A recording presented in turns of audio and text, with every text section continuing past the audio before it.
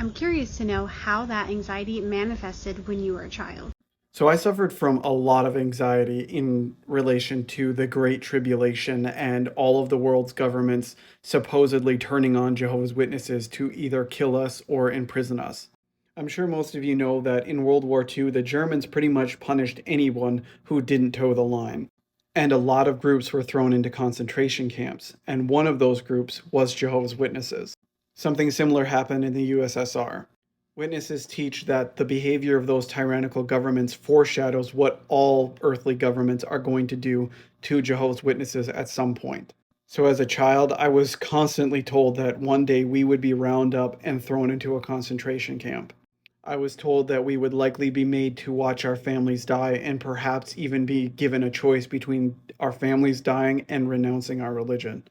And so, yeah, I had a lot of nightmares regarding Armageddon and people bursting into our house one day to haul us off. Some nights I would just stay awake and wait for someone to bust down our door to haul us away. And I was constantly mentally preparing myself for the eventuality of my family being killed. And I worried that I was going to be killed by God at Armageddon because I wouldn't be able to withstand the torture that we would be subjected to. I remember when I was like 9 or 10, my mother sat us down, me and my brothers, and there was three of us at the time. And she looked at us and she said, I heard somewhere that 1 in 3 children leave the truth. So I want to know which one of you it's going to be.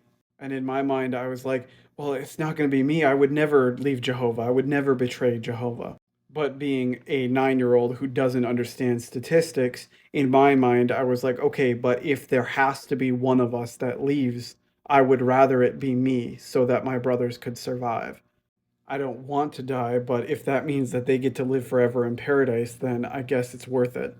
So yeah, that was most of my childhood was waiting on the government to turn on us and throw us in prison or kill us or torture us and trying to mentally prepare myself to keep my integrity in spite of potentially losing my friends and family. It's kind of ironic that it ended up not being the governments, but rather the organization itself that resulted in me losing my friends and family. It's funny because most times I don't really think about it and I'm like, oh, my childhood wasn't all that bad. And then when I actually think about it, I go, huh, that's not normal.